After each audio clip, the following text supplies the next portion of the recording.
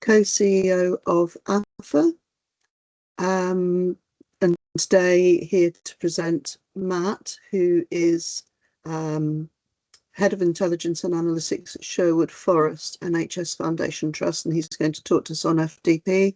Couple of things. We are recording this session and it will be shared on the AphA Hub afterwards, and the session is going to be repeated on the 19th of August. So if any of your colleagues weren't able to attend today, then they can look out for the links for that when we send it out. So this is part of our regular lunch and learn. Next week we've got a session, an additional session squeezed in because we're normally fortnightly, from Philip McManus of Facts and Dimensions, who's going to do a little session for us on the tables that they are making available free for 30 days to AphA, and some SQL training he offers. So any interest on that, you can go onto our events page and sign up. And then in a fortnight's time, 22nd of July, we have Sarah Blundell and Andy Lavelle from the National Competency Framework who will be giving us a session about the data and analytics workforce: who, what, how and why. If I could just ask everyone to stay on mute throughout the presentation from Matt. Obviously when he does Q&A at the end, then you have to come off mute or use the chat.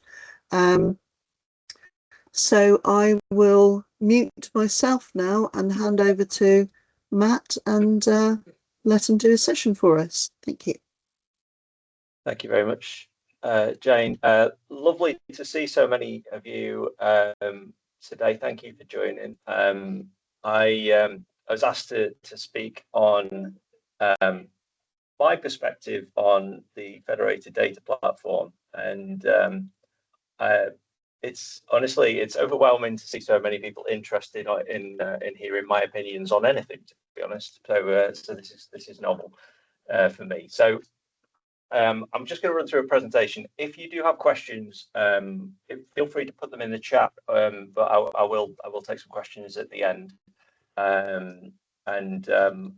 hopefully I'll answer some things as we go through. But I'll get started. Just about me, I'm aware that not everybody knows who I am. So as Jane said, I am Head of Intelligence and Analytics at Sherwood Forest Hospitals. I've been in the NHS for about 13 years in various analytical and BI roles. I've worked in CSUs, I've worked in commissioning, CCGs when they were a thing, and acute trusts as well. I've led data engineering teams, I've led data science teams, I've led analytics teams. I graduated in the NHS Digital Academy a couple of years ago. I'm a very proud member of AphA. I love our community, and I'm really pleased to see it grow over the last few years. I'm a registered advanced practitioner for IP as well, and I'm part of the CDAO network, and that's probably enough bragging about any achievements from me.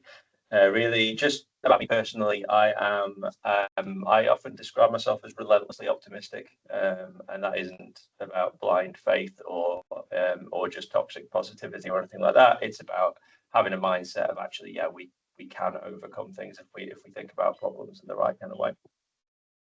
I am incredibly creative. Anybody who's been on a team call with me when I've been working from home knows that my background is full of guitars and things like that, so I'm a musician. I'm also a collector of expensive hobbies, so there you go, just about me. And I am quite unconventional about how I think about things and do things. I may have to interrupt this briefly because I've just realised that there's a fire alarm going off in the building. So if you bear with me a second, I might have to just pause this for a minute. No, it's gone off. It's all right. We're good. Okay, so what makes me qualified to talk about this subject?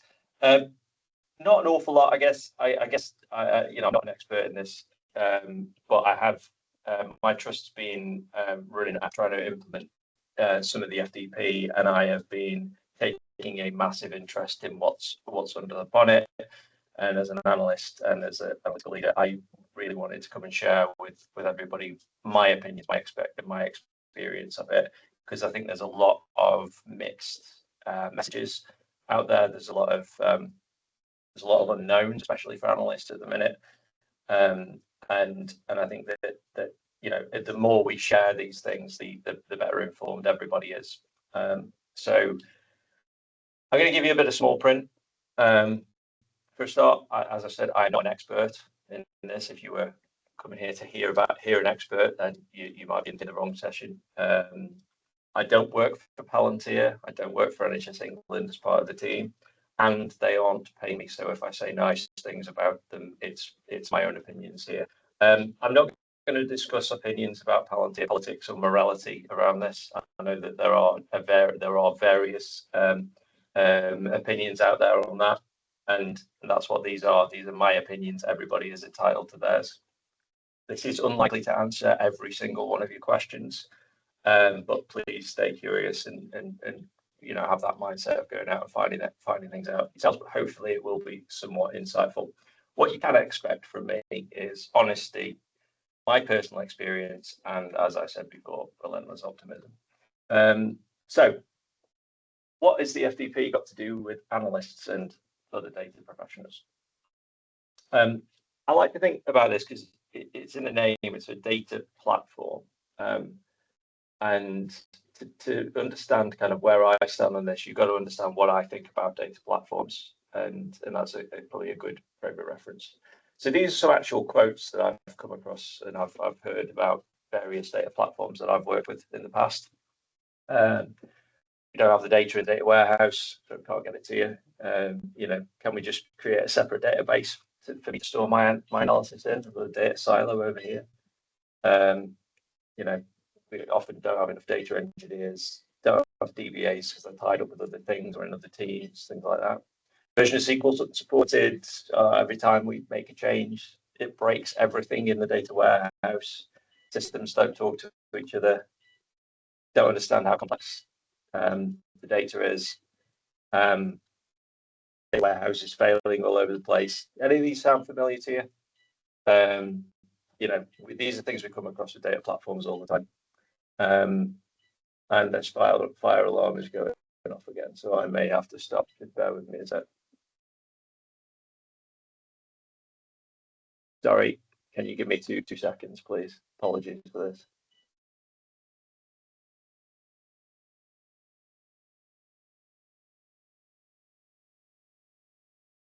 We could just look out for smoke in the background, and if we see it, shout at him to run, but he's turned his camera off.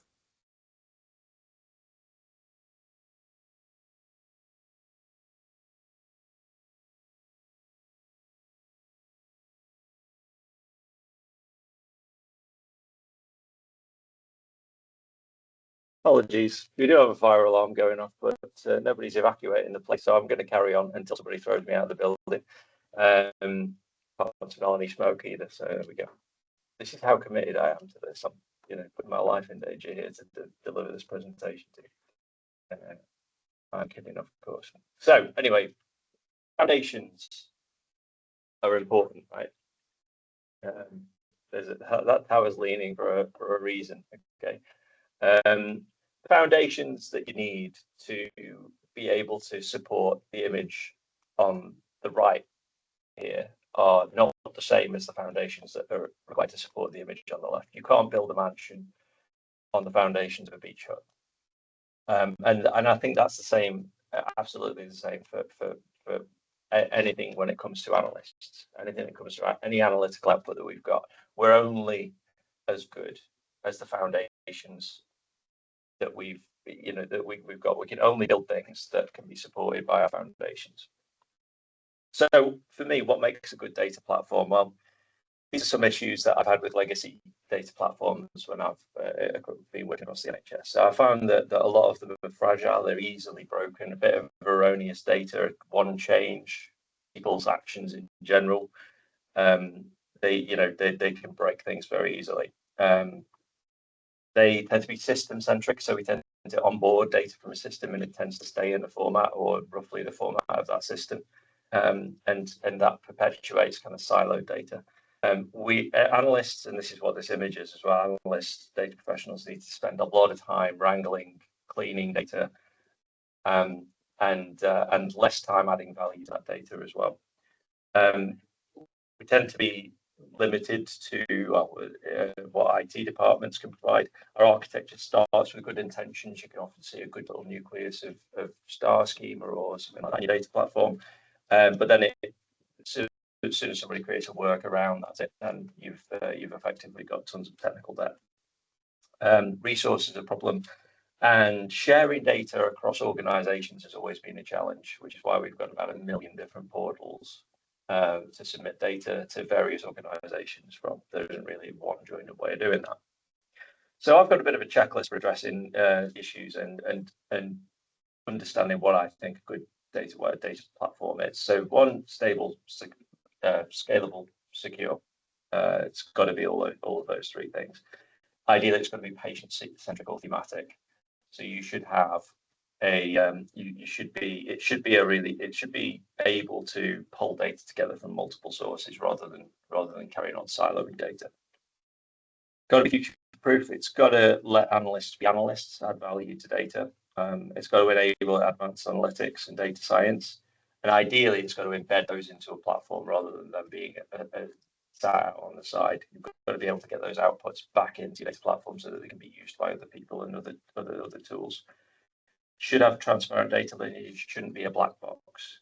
And it should integrate the ability to interact with data beyond just consuming that data. You should be able to do other things and add value to that data beyond that as well. So by those standards, the FDP, as far as I've seen it, is a good data warehouse. It's a good data platform if you can get your organization to engage with it properly. And I'll explain why in a minute when I talk about what it actually is. But when I've looked at what's under the bonnet of this thing, it ticks most of those boxes. But a lot of this is about how we as organizations engage with it and what we do with it, how we choose to use it. Also a lot more than that, which I'll come on to in a minute. So what actually is it? Because that's a question a lot of people asked on the Eventbrite for. Bit of an understanding about what this thing actually is would be useful. Again, not an expert, but I can talk to you a little bit about how I understand the technology and how that works. So the tech is, and forgive me if you're some people in here might be data engineers and understand the tech probably better than I do. Some people might not deal with this level of technology and everything, but it's useful to understand what's sort of running this. So at its core, there's two things. First, it's Amazon Web Services, AWS. The infrastructure is all of that. It is all AWS platform as a service infrastructure. It's the data's hosted in the UK data center. Each organization has a tenant, which is its own boundary within AWS. And the types of technology that are deployed there are things like file storage, and then what's known as Apache Spark and Apache Data Fusion, which is effectively big parallel compute, farms of CPUs and things like that, that scale as you need. That's the infrastructure. That's what's under the bonnet, and that's what runs it. Each organization has a tenant which is sort of secure to itself, so only the people who've got access to that tenant can see the data. And it's then on top of that, you've got Palantir's Foundry software, which is effectively an operating system that orchestrates all of those things under the bonnet. It's a graphical user interface for building tools, managing data flows, and then deploying models and doing anything that you can do with the underlying Apache Spark kind of infrastructure. As I say on here, for more details, if you really want technical details of this, go and speak to Palantir, because they will definitely be interested in talking to you about how all of this works. This is a bit of a diagram around how that then all works. So this one's come from Palantir. So you take data from our data sources through a gateway. It goes into the data platform. integrates using some different software. All of these little boxes on here might be too small to see. Are different elements of Palantir's software that allow you to do different things. All in the middle, you'll notice one that's called ontology, which is about basically how they describe the sort of structure of the data, and that's kind of the thing that we interact with the most. And that's what the thing that any of the applications are built off. That's any analytics get built off that, any modeling gets built off that, and it's a two-way street between those things. They can interact with each other. That ontology. It basically is the reporting layer of the FTP. All the data integration stuff underneath is done in some of the tools, but it's all very visible if you've got access to the right things. The NHS England bit, the programme, so it started in 2023. It had a bit of a build-up before that as well. There's definitely an initial focus on the operational products that are built up on top of it using Foundry. It's been a voluntary adoption model, so there's been no official mandate for organisations to sign up to it, although it's been hinted at a little bit. There have been a number of incubator sites who got on board early and have been doing a lot of the innovation work to help NHS England develop the tools and products that sit on top of it.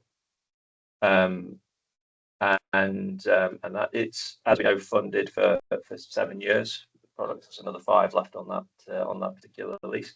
There's very little word on what happens after that at the moment. So I've been asking questions, and other CDAOs and others have been asking questions about what happens funding after that period runs out. Nobody really knows yet. And we know that there has been very limited engagement with the analytics community, because we'll talk about that more in a little bit. More details on the programme. You can go and talk to your local implementation leads from NHS England. I'm sure they'll tell you a little bit more about the programme itself. The federated bit, because this is the bit that's interesting, that we all have data warehouses, but we don't really have federated data in the NHS very much at the moment. So what does the federated bit mean? Well, it means that it allows us to expose elements of our tenant to other tenants across the FTP, and that's within the gift of the trust to do. So as an organisation, as a trust, as an ICB, you can choose what, if any, parts of the data within your tenant get shared with another tenant. So if we want to, we could, and we're doing a pilot on this in Nottinghamshire at the moment, we can expose some of our data to the ICB tenant and use that as a mechanism to share data across organisations without any real without anybody having to download that data, submit it through a portal or anything like that. And we can choose which data items get shared that way. So it's not a case if we open the door and they have access to everything. It's done quite securely. It's not being explored very much yet. I know that that's one of the big selling points of the FTP, is that all of our statutory returns should go by that route at some point. But how that will happen exactly hasn't really been explored. I'm hoping that the pilot that we're helping to run will sort of explore how we do that and start to sort of inform how that might work in the future. So my opinions on this. So there's really good technology here. The AWS technology stack that sits underneath it is excellent. Apache Spark is great technology, and the AWS file storage is really good. The technology isn't really a limiting factor anymore when it comes to this stuff. This massive cloud computing type model gives a really good foundation for whatever you want to do on top of it. It ticks all the boxes for me of what makes a good data warehouse, if you can get access to all of the elements of it as a data warehouse, and I'll come on to that in a minute. It gives us the ability to have some standards across organisational boundaries, which we've already got to some degree with various submissions and things like that we do. But this introduces something called a canonical data model, which is a degree of standardization across organizations, that if we were to build our and some of our analytics data science on top of that, we could share it across organizations quite easily and know that the data structures are going to support it. Again, something that I'm looking to pilot with other organizations is how do we do reproducible analytical pipelines using the FTP canonical data model as a basis for that. It democratizes the ability to do some tasks. So the tools in there are quite visual and graphic. So certain tasks that would require an enormous amount of coding knowledge might be a lot easier to do with the FTP, just because there's graphical user interfaces for things where other platforms don't necessarily have those. And there's data science tools built into it. So one of the most exciting things for me about this is that you can build models on top of the ontology that interact with the ontology. You can basically evaluate those data science models within the platform. All the tools required to evaluate a data science model are built in. And then you can also productionize those models as well. So you can put them into production, have those models run, and have them feed back to your ontology, and you can do that quite easily and quite seamlessly. The bad, what don't I like about it? I don't like about the programming that there's been very poor engagement with our community so far. We haven't really had a seat at the table, and given that a data platform should be completely squarely within our wheelhouse as data professionals, the program hasn't really interacted with us in the right way yet. And that's something that I think that needs reflecting on nationally. There's been a focus on the operational products, which is good in a way, because it means that actually onboarding and giving organizations operational benefits from those products is a really positive thing. However, if your organization's only taken those products, then you might see it as a bit of a black box, because Palantir might have done all the data engineering for you. You haven't got access to all of the underlying tools to see it. And it might just be seen as another one of those things that's been done to us, another system that we've got to support as data professionals. So that needs a little bit of work for me. No choice of supplier, which I don't have an issue with personally, but might be for some. And then hubris, so just the assumption, or the kind of sweeping assumptions nationally that the FTP is going to solve all of our problems. I think there has been an element of that with the program, and I think there needs to be a little bit of humility and learning from analytical professionals, digital people as well, around this sort of thing. It's not a digital tool or a data platform that's going to solve all the NHS's problems. It's the people, and making sure that we bring the people along on this journey is really important. And then the unknown. So what happens after the 7-year funding runs out? We don't know yet. We don't know whether it will be mandated or not at some point. It's currently voluntary, but it may be at some point. What's the future cost of ownership? We don't know yet. There's various theories about that at the minute. Don't know what might actually happen. What about integration with more mature ICB platforms? So some ICBs have got really good data platforms that can do population health management and things like that. How does FTP integrate with those? Is it going to come along and just say, actually, you need to go and decommission what you spent the last 10 years building, or is there a better way of doing that? We just don't know some of those things at the moment. What did the CDAO network think? So I'm part of the network. Very privileged to be part of that really good group of people. And there's a lot of conversation within that group and a lot of mixed views within the group. But in general, and I can't speak for everybody, but I think if you look at the CDAO network letters, you'll sort of see that they are quite balanced in their recommendations. And things that we generally support the concept of federated data. We think that it's probably long overdue to have federated data across the NHS. But there are concerns that how it's been implemented at the moment might not be engaging with the spirit of that exactly. I mentioned about potential disruption to existing local systems. So a lot of ICBs have invested a lot in building out their own data platforms over the years, and there's concerns about exactly how it's going to play with those. Obviously, there's a call for a program reset with good co-creation with the analytical community. I mentioned about not engaging with data professionals early on, which is something that I think that I absolutely agree with. There are a number of key asks from the CDAO network that went out to the program team. Things like automation of national returns, making sure that it integrates national data sets, making sure that it supports PCN level functionality, things like that. And then there are a number of issues, trust issues with the platform and how things have been gone, especially around information governance. How are we planning on onboarding GP data at all, and how, if that's going to happen?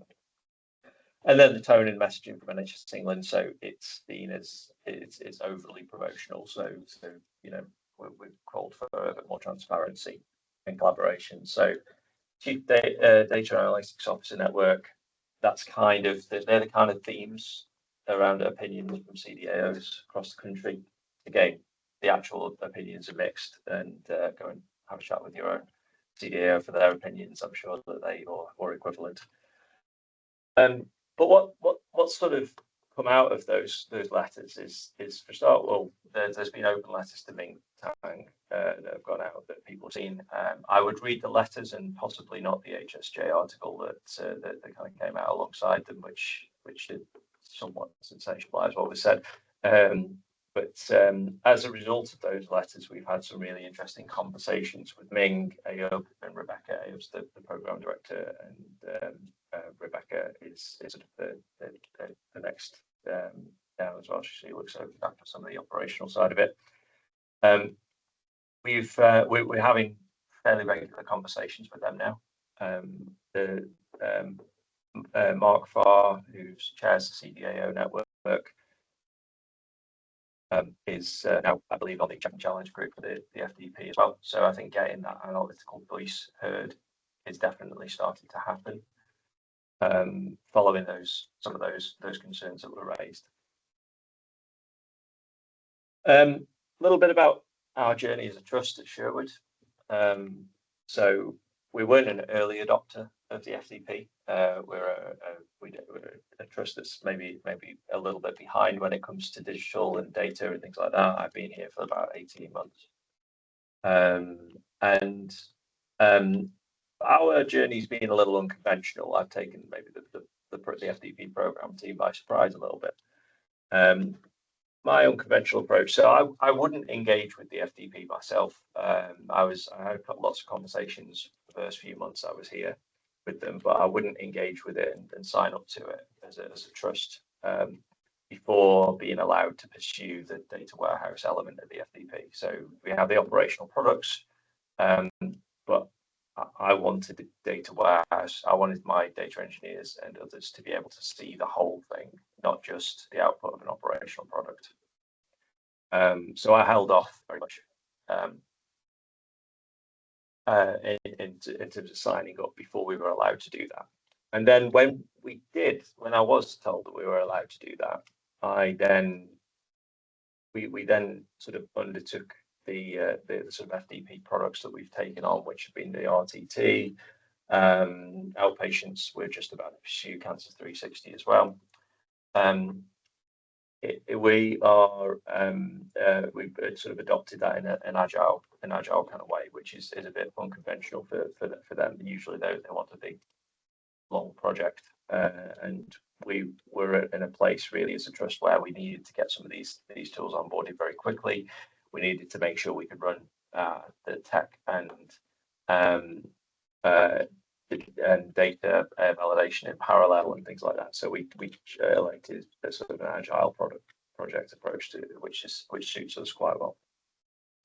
Extreme organizational alignment, so making sure that we got everything up in place before we started onboarding the operational product really helped. So, and I know other trusts who maybe earlier adopters on this sort of thing, a lot of the conversations with their operational colleagues, and they only brought in analysts to really validate the data late on, which I wanted to make sure that it was the other way around with us, that we were very much leading it from and making sure our data gets in there is right, and then we get our operational colleagues brought in afterwards. And then taking advantage of Palantir's support. So they've got some really good data engineers and they really understand their product. So making sure that we had data, the data engineering done by Palantir, and then following up very quickly with our team just to get them upskilled and understanding the data themselves and understanding how it's built. Why did we do it that way? Wanted to take advantage of technology. We at the start of an EPR journey, and we're going to need a new data warehouse anyway. So we've decided that why not jump into the FTP and use that. It lined up very well with our situation. Other trusts, understandably, might be in a different situation. Other people might have invested heavily in Azure, AWS, etc. I could see the potential of this. As I said, I had some demos of what the tools look like and what the underlying data platform looks like, and was really impressed and could see where it can take us in the future. So I was keen to take advantage of that. And the other thing is, I recognise that we haven't had an awful lot of representation in the programme as analysts, and I figured getting a seat at the table by jumping in and helping shape it is a good thing for our community, for our profession, to help shape what the future of that looks like. Which leads me on to this. How could it help our profession? Well, firstly, it's about, as I said earlier, good foundations. It's honestly, objectively, when you apply it to those kind of criteria that I set out earlier, it's a good data platform. It's a good foundation for what we can do in the future. If you've got a good foundation, you know, what you build on top of it, what you produce on top of it, is not limited by that foundation. So I think that's really important. One of the CDAO network manifesto objectives is to share everything we do. So this is a really good potential platform for that purpose, because if everybody's got the same, or it's a very similar structure in their data, then sharing things like reproducible analytical pipelines, data science models, those kind of things, it can be made possible, as well as federating the data when it's relevant to do so. Reducing duplication and waste, so freeing up time from analysts as well. I think is something that it definitely has the potential to do if that data is in a good structure. Not having to go and wrangle data multiple times for the same purpose, having a single version of the truth is really important and can free up analytical time to do some much more valuable things. Opportunity to remove technical debt. So if people have got legacy data warehouses that have got a lot of technical debt in them, which, you know, I've definitely been in a place where I've been managing that kind of thing before. It's not pleasant. It means that you're constantly running around spinning plates trying to fix things, rather than actually doing something of value with the data. This has a chance to be a clean slate. Remove that technical debt, get it right first time when it comes to the FTP, and be able to save that time. Bring analysts into the spotlight. So if we do this right, then actually gives us a real opportunity to really show what analysts can do in terms of helping decision making across our organisations, and really use the data that we collect for the benefit of patients. And then the potential for upskilling, cross-skilling, so data engineering, data science tools, etc., all available in that platform. That means that it could break down some barriers to entry when it comes to moving across into different disciplines or upskilling into different technologies.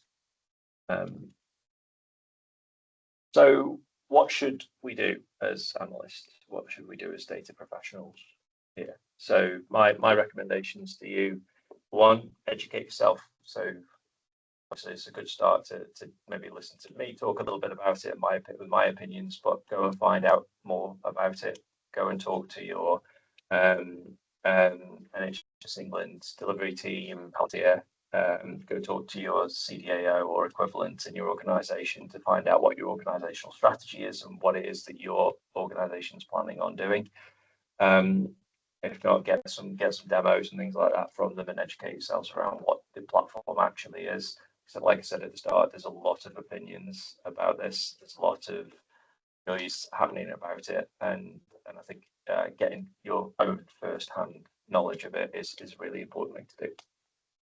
Suggest things. So if you see a good use case, NHS England and Palantir have said no to almost no suggestions whatsoever. They very rarely say no to a suggestion that's made about what we could potentially do with the FDP.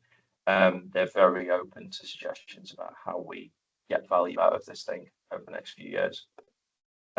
So please, take your suggestions to them. You might get a not yet, but you might. But generally speaking, they don't tend to say no. We won't do this. It'll be a case of we might need to do some other things first. And then the last thing is stay curious. So keep asking questions. I think it's obvious that people are curious, given the number of people who signed up to hear my opinions on this. So I think it's a great start, but keep asking the right questions, because for me this is a journey. It's not an end product. I think that we will it will progress and it will evolve over time. But it'll only do that in the right direction if we keep asking the right questions and get involved. So that's kind of my musings for there. So I'll take some questions. I'm at this point completely ignoring the fire alarm that's still going off at the moment, and I'm assuming that people aren't evacuated. So I'll carry on. I'll answer some questions if people have got them.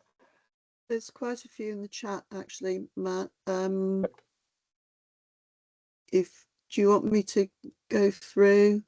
Yeah, you can. Okay, so somebody asked about what is the CDAON. So it's Chief Data Analytical Officers Network, which you can follow on LinkedIn, and I've put the link in there. And if you are a leader in data and analytics, you can also join as a member to be included in the webinars, etc. Cost of FDP, I think wasn't it about 3-something billion that NHS spent on this? But after the 7 years, the costs will fall to we're not sure and we don't know how much. So there's a lot of. I think the cost of use for an organisation, for a trust or an ICB, is that it's paid for the next 5 years. It's funded for the next 5 years. So we don't have to actually pay anything to be able to use the tools that are in there. There's conversations about what that ongoing cost might be after that 5 years, and whether that gets taken nationally, whether there's any kind of other arrangement. About just over 300 million, I think, was spent on it initially. So I think. I've been over-egging it. There was 3 billion, 300 million. Yeah, I don't think it was a lot of money. It's a lot of money, yeah. And then this is the thing for me. It's like we spent, as a country, we've spent a lot of money on it and invested in this thing. We should be trying to get every bit of value out of it that we possibly can for the benefit of patients. Then there's obviously the questions internally from organisations that have invested and got ongoing contracts with other data warehouse providers. Are they going to end up at the end of that time? But so there's lots of unknowns coming up with those. Question about obviously it supports population and health management, but how can it be achieved without the GP data? A lot of GPs don't want to share it. Should it be mandated? Yeah, it's So a good question. yeah. That's a topic of conversation with the CDO at the moment, quite a lot. I don't work for an ICB. I have worked for CDs in the past, and know that I'll turn my screen down actually. I do think that I agree. Doing population health management without GP data is difficult, if not impossible. So there's a lot of questions about that at the moment. It comes back to what I said about hubris earlier. So just the assumption that yes, it can do anything. There's a lot of nuance to that. So I think that I don't think I think as a platform it has the capability of being able to do that if you feed it the right data, because it's an extremely flexible platform from what I've seen. And they built some conceptual things in there to say that actually if you were to feed it all of that data, then yes, you could get those benefits out of it.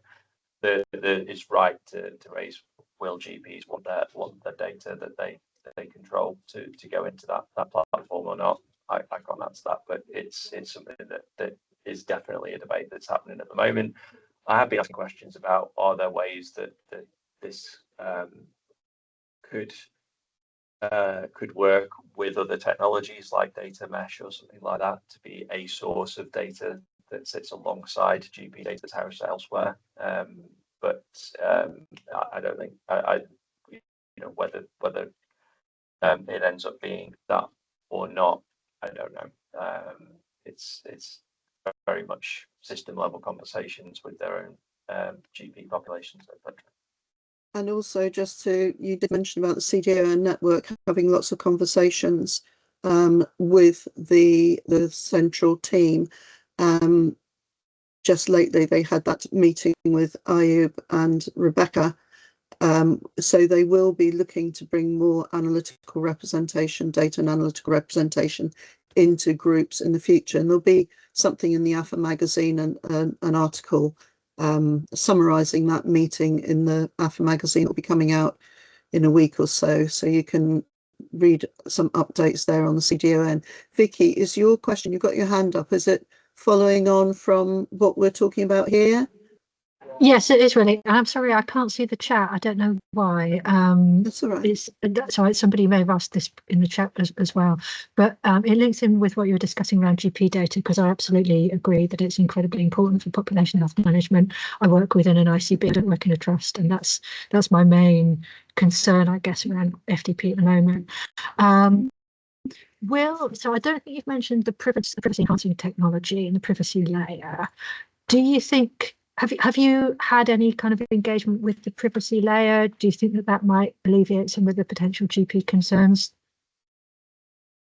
Haven't really touched on that an awful lot. Again, it would be like adopting it at trust level. It's at the moment very much about getting the operational tools onboarded. So not really having to look into that too much. But I think you're right. I haven't the kind of the tools that are there around privacy, I think they need to be democratized more, because people have got the opinions about how secure this platform is and things like that, and I don't think that's been talked about very much really. So I think that yeah, ideally the program team needs to explain a lot more about what's included from that perspective, and I do think that the more that people see it for what it is, in terms of a platform that you control, rather than a piece of technology that's controlled by Palantir, which objectively isn't that. It's something that they've developed, and that is our data and our tenant. And I think the more that gets understood, the less problems people will have with it, I think, over time. So yeah, like I say, I'm learning a lot about what's included in it from those kind of areas. But I think, yeah, having been through the information governance side of this as well, I can say that generally speaking, the Palantir and the FDP team nationally are far more hot on EIG than even we've been as a trust as well, and we're we don't take that lightly at all, but they've been very, if anything, over cautious from an IG point of view, more than we would be for other systems, I think. So that's I think that's, you can take a reasonable amount of confidence from how seriously they are taking that the privacy side of things. Right, a sort of mishmash of, I'll just throw three questions together here. How do you manage to keep on top of the existing data warehouse while adopting the FTP platform? How did you ensure your data was consistent across both? And do you pre-process or curate your data before making it available in the FTP? Okay, so as a trust, we've decided to take the FTP as our main data warehouse.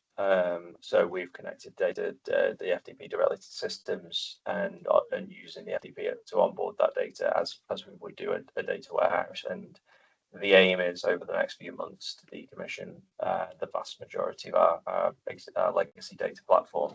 And part of it is because we, as a trust, have taken on a new EPR, and our current data platform isn't really fit to utilize with EPR data. It's if we need something new, and it just so happens that that's where we are as a trust. So that's kind of the decision we've taken. So in terms of managing things in parallel, the idea is that as soon as we've got data onboarded onto FTP, we should be moving our data products up there to sit on top of that. I think the diagram I showed earlier shows that Power BI and other things can plug into the FTP, and we've been able to get our dashboards working off the FTP data models. So the idea is we have a single version of the truth. There's a transition period though, obviously, while we move up there. The idea is that we don't have lots of legacy stuff. So we're doing a lot of decommissioning at the same time as we a lot of decommissioning at the same time as we move up there. We try and get rid of as many legacy products as we can. Okay. Right. Questions are getting longer now. There's some talk about what's the risk if the new norm, the FTP ceases to exist in 7 years, but I think we don't know that at the moment. We have to assume that certain amount we have to rely on. The system's very heavily GUI and works on simplifying ways to engineer our data analysis. Do we not run a risk of pigeonholing individuals? Getting people with experience will be difficult, and transferring these skills to the private sector won't be possible. That's an interesting one. So I think I see this in a slightly different way. So I think the question there is almost like, do you risk having just certain individuals who are the only ones who understand how it works? And forgive me if I've misinterpreted that, but the way I see this is that it's not. It's incredibly flexible in terms of how those tools are used. So it's also incredibly visual. So things like you can see some end-to-end visual data lineage. So you can very easily see visually in their tools how data gets from your system all the way through to the ontology and all of the dependencies that sit on top of that ontology as well. And so I sort of see it as a way to sort of democratize the knowledge of how the data is flowing through our systems. At the moment, I've had led data engineering teams before. One of the biggest problems we've had, single points of failure, where one person's the only one who knows how anything works. That's because usually they're the person who's got the most SQL knowledge and the person who understands how certain things might have been built in the past.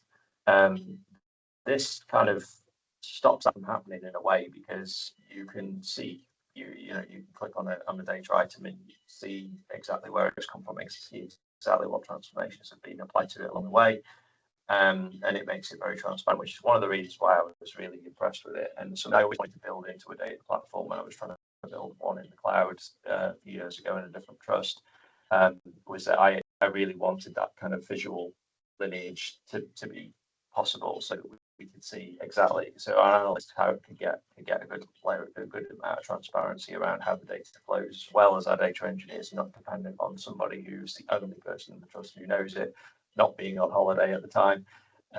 and things like that. So that for me is it's a selling point of this, really. I think there's something about how do we upskill people, and I know I've been working with the Palantir team a bit to say, like, how do I get? We're early on the journey, and so I've not got there with my team fully yet. But I think how do we get our people so that they are as knowledgeable as the Palantir data engineers on that platform, so that they can do things, so they're not going to be beholden to Palantir's data engineers to know things, and we could build most of that platform out ourselves rather than it being, it was just a black box. So they're at the moment they're developing something called the FDP. I think for the I can't remember what it's called now. The name's just gone, but it's the developer curriculum effectively. So how do they sort of work with people to upskill them on that, so that they can get all the knowledge that they need to be able to be self-sufficient on the platform. So we are going through that at the moment with just to try and shape it, and I think we're an early adopter when it comes to that. So that hopefully will, what we learn from that will feed back and make sure that the training and stuff that gets developed on top of it is suitable for NHS analysts and data professionals. Right. There's a couple of questions in the chat from Jared, who's also put his hand up. So the chat questions from Jared, from an analytical standpoint, what do you think the strengths and weaknesses of the FDP in its current state? And if you had full reign to choose whatever solution you wanted for your warehouse analysis, would you choose FDP or something else? But Jared, as you got your hand up, do you want to expand on that, or was there something else you were? Yeah, please. So it was just to kind of follow on from your answer there, Matthew. So in terms of the kind of the skills to utilize the FDP that you've kind of seen already, do you consider those to be transferable? So where you were saying about they're setting up training programs and sets of documentation for people to upskill, are those skills that then can be taken? So where we're currently looking at all of the redundancies coming on, if the redundancy package goes along and happens again in another 4 years' time, would all the analysts and warehouse developers, etc., within FDP be able to then take those skills and transfer them off into a completely separate organisation, or is it very, very restrictive to just the NHS? So firstly, fantastic questions, all of them. I appreciate that. So that last one you just asked first, I think that there's enough. What's the word? The technology that it's sat on that is what I'm just trying to find the right word for it. A lot of the cloud technologies out there are becoming very similar in terms of graphical user interfaces, things like that, when it comes to data pipelines and things. Also, the kind of code base you might use, etc. There's things like Python, SQL, things like that are built into this platform as well. The pipeline builders app that Palantir have built in their platform is very similar to Azure Data Factory in a lot of ways from what I've seen. I don't know what the AWS equivalent of that is. So I think there's a lot of I don't think it's so bespoke as a set of software that you wouldn't be able to use the concepts in other areas. I think that it does a good job of pulling together lots of what would be disparate tools from different parts of. I've used Azure Platform as a Service, for example, before, and half of that doesn't really integrate very well with itself. But it does a very good job of intertwining a lot of that stuff together. As I said, you can utilize a lot of things like Python or SQL within the platform as well. So it's all quite ubiquitous when it comes to the types of language, types of things that are in there. Also, something I'm working with them on is, because fundamentally before people just start learning how to use the tools, they need to learn how to design ontology. They need to learn how to really architect what a good data layer looks like, what a reporting layer looks like, and why you would structure it in that way. And so those skills are useful regardless of the technology that you apply them to. It's just we'll be applying them to this. But from what I've seen in the platform, it does a very, very good job of applying principles that you would apply anywhere if you were doing this kind of thing right. And I think there's a lot of good practice people can learn from with this as well. So you can see how Palantir have done this, and they might be able to apply some of those principles elsewhere as well. And just going back to one of your questions before, it's like if you had full reign to choose whatever solution, would I choose the FTP or something else? Is a cracking question, and I think at the moment I would say yes, I would choose the FTP. And again, it's not because Palantir definitely aren't paying me to say that, but it's done a very good job of doing most of what I would consider to be putting together a really good platform, a really good foundation to build on top of, without us having to do a lot of that heavy lifting ourselves. I've tried to do this before. We're in a cloud platform with a team, and it's really hard to get things off the ground in this sort of way. So the fact that you've got that platform that orchestrates all of that technology for you is a really good starting point for us. I think leveraging that from an NHS point of view means we don't have to start from scratch. So I would probably choose it. I'm not a oracle when it comes to data platforms. That may be better out there. I don't know, but it ticks a lot of the boxes from what I've seen. Right. We've got time. We've got a couple of minutes. So David, you've got your hand up, and then Martin Rabbits has posted the longest comment / question. David, do you want to ask your question? I think mine might be a bit more straightforward. Thanks for making the time as well, Matt, and share your opinions, recognising you're not a spokesperson for NHSE and Palantir. From an analyst perspective, I'm always interested in that tension between here's a standardised product or tool. That means if it's kind of standardised, it should be less effort to kind of implement, and because it's standardised, we can do comparisons between other organisations, which is really helpful, versus having that ability to develop a local tool that meets our own needs and is specific to our data. And I think what I'm picking up from your session is the FTP as a platform enables both of those worlds to be met. You can have standardized tools and you can have locally developed products. In terms of your exposure to FTP and I guess the implementation going forward, do you think you're going to be evenly exploring both of them, or is the program pushing you towards one? And I guess any thoughts on that tension is helpful. No, it's a really good question, and I think you're right. So that tension is always going to exist because there's always going to be this way towards we need to do something locally versus, well, that's going to mean that we can't then easily share what we've done because somebody else might not have that structure or whatever underpinning it.